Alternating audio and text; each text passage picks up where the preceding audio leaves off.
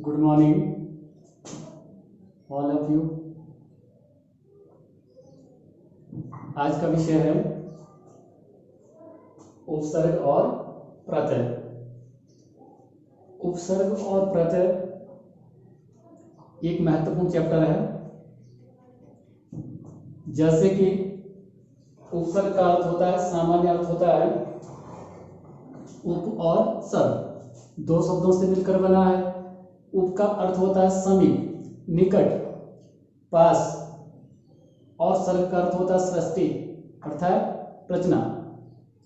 जैसे कि उपसर्ग वे शब्दांश होते हैं जो मूल शब्द से पहले जुड़कर उनके अर्थ में परिवर्तन लाते हैं, उनके अर्थ में बदलाव लाते हैं, उन्हें उपसर्ग कहते हैं। लेकिन उपसर्ग का अपना कोई अर्थ नहीं होता है। जैसे यदि आप लिखते हैं अ उपसर्ग, तो सामान्यतः अ का उपसर्ग के रूप में प्रयोग किए जाने से अ का कोई अर्थ नहीं होता है। और यदि उसे मूल शब्द के साथ जोड़ा जाए, उपसर्ग की भांति मूल शब्द के साथ जोड़ा जाए, तो उसका अर्थ होता है नहीं। अ का अर्थ होता है नहीं या अभाव। तो इस तरह से उपसर्ग हिंदी भाषा में प्रयुक्त उपसर्ग और हिंदी भाषा में जो प्रयुक्त उपसर्ग है, हिंदी भाषा सारी भाषाओं का मिश्रण है। बहुत से भाषाओं ने आकर इसमें अपने शब्द दिए हैं, या बहुत से भाषाएं को मिला करके हिंदी भाषा में बहुत से शब्द आए हैं बाहर अन्य भाषाओं से। जैसे उर्दू से आए हैं, फारसी से आए हैं, अंग्रेजी से आए हैं, चीनी से आए हैं, जर्मनी से आए, फ्रेंच से आए हैं, बहुत से शब्द हैं। लेकिन हिंदी भाषा सारी भाषाओं का मिश्रण है। जैसे हिंदी भाषा में प्रयुक्त यानी प्रयोग किए जाने वाले उपसर्ग संस्कृत के उपसर्ग, हिंदी के उपसर्ग, उर्दू फारसी के उपसर्ग और अंग्रेजी के उपसर्ग की भांति प्रयोग किए जाने वाले संस्कृत के अव्यय।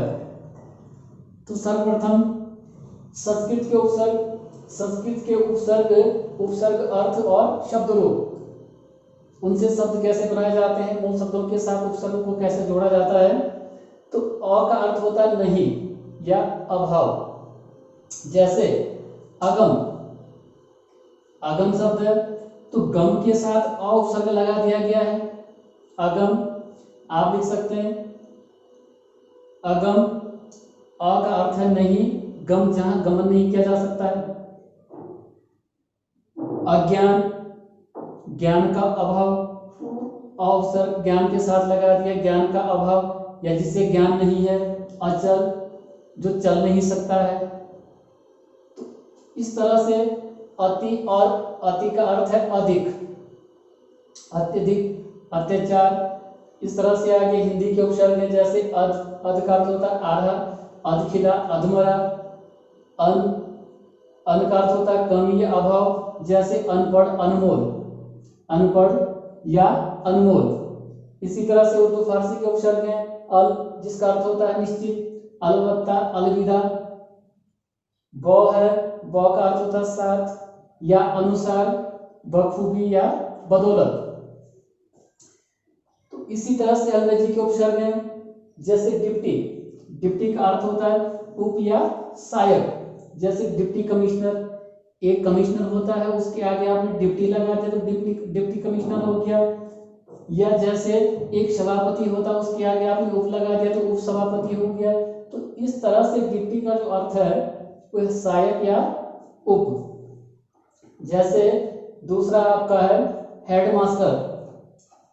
अब हेड दे रखा है, हेड क्या है, अंग्रेजी का उपसर्ग है, जिसका अर्थ होता है मुख्य या प्रधान। Headmaster, head colour. इसी तरह से उपसर्ग की भांति प्रयुक्त संस्कृत के उपसर्ग यानी उपसर्ग की भांति या उपसर्ग की भांति प्रयोग किए जाने वाले संस्कृत के अव्यय। जैसे सत क्या है, अव्यय शब्द है, लेकिन इसका अर्थ होता है सच्चा, जिससे उपसर्ग बना है सज्जन या सत्कर्म।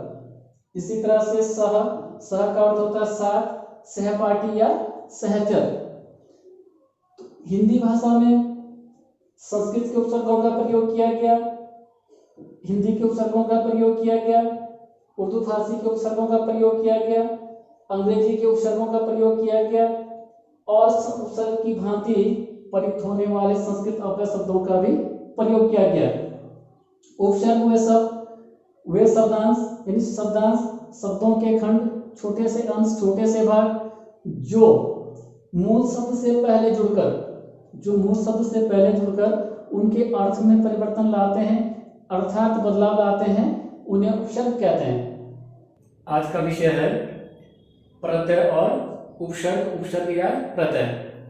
तो प्रत्यय और उपसर्ग एक दूसरे के विलोम है। उपसर्ग क्या कहता है कि शब्द के आरंभ में या शब्द से पहले जुड़कर नए शब्दों की रचना करता है या नए शब्दों का निर्माण करता है। तो उसी तरह से प्रत्यय शब्द के अंत में जुड़कर के नए शब्दों का निर्माण करता है अर्थात या नए शब्दों की रचना करता है।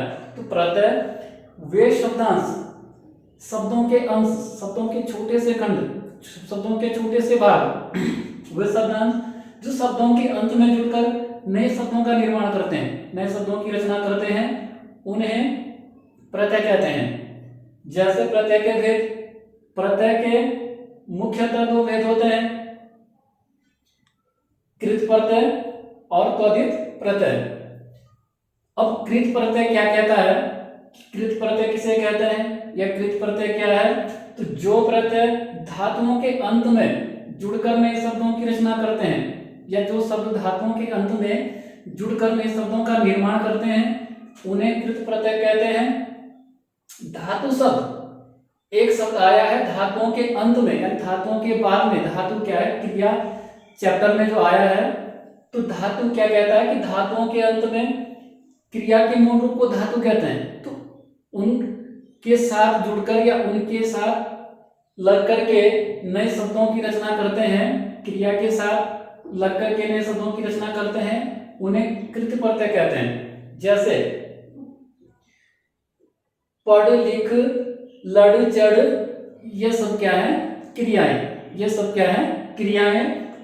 पढ़, लिख, लड़, चढ़। तो इसके साथ आपने क्या किया? यदि आई प्रत्यय लगाया तो पढ़ाई, लिखाई, लड़ाई, चढ़ाई। और कभी कभी क्वेश्चन इस तरह से भी पूछा जाता है कि पढ़ाई, लिखाई, लड़ाई, चढ़ाई आदि शब्दों में से प्रत्यय को छांटिए या प्रत्यय को अलग कीजिए।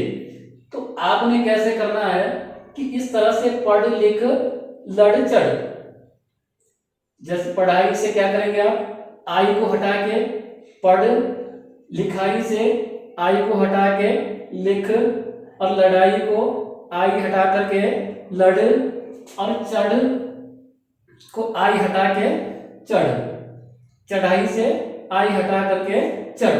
तो इस तरह से भी क्वेश्चन पूछे जाते हैं, इस तरह से प्रश्न पूछे जाते हैं। फिर कहता है जैसे आउ प्रत्यय, कमा, टिका, बिका, कमाऊ, टिकाऊ, बिकाऊ। अब कमा के साथ आपने आउ प्रत्यय लगाया है, कमाऊ हो गया। टिका के साथ आउ प्रत्यय लगाने से टिकाऊ हो गया। बिका के साथ आउ प्रत्यय लगाने से बिका हो गया। तो इसी तरह से यदि पूछा जाए कि कमाऊ से प्रत्यय हटाकर मूल शब्द की या धातु को छांटिए, या इस तरह से कि कमाऊ शब्द से प्रत्यय अलग कीजिए, तो आप इस तरह से करिए जैसे कमाधन आऊ, कमाऊ, टिकाधन आऊ, टिकाऊ, बिकाधन आऊ, बिकाऊ। तो इसी तरह से दूसरा जो है त्वरित प्रत्यय। त्वरित प्रत्यय जो प्रत्यय संज्ञा, सर्वनाम व विशेषण के साथ या विशेषण और अव्यय के साथ लगकर नए शब्दों का निर्माण करते हैं, उन्हें त्वरित प्रत्यय कहते हैं। उन्हें त्वरित प्रत्यय कहते हैं। त्वरित प्रत्यय जैसे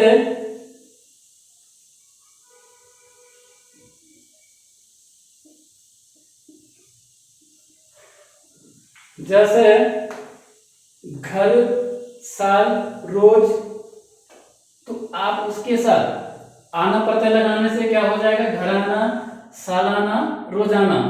इसी तरह से नीचे है भूख, मैल, प्यास, भूख, मैल, प्यास। आप प्रत्यय लगाने से भूखा, मैला और प्यासा। तो इस तरह से क्या कहता है कि प्रत्यय शब्द हैं, प्रत्यय शब्दांश है, शब्दों के अंत में जुड़कर नए शब्दों का निर्माण करते हैं या नए शब्दों की रचना करते हैं। धन्यवाद।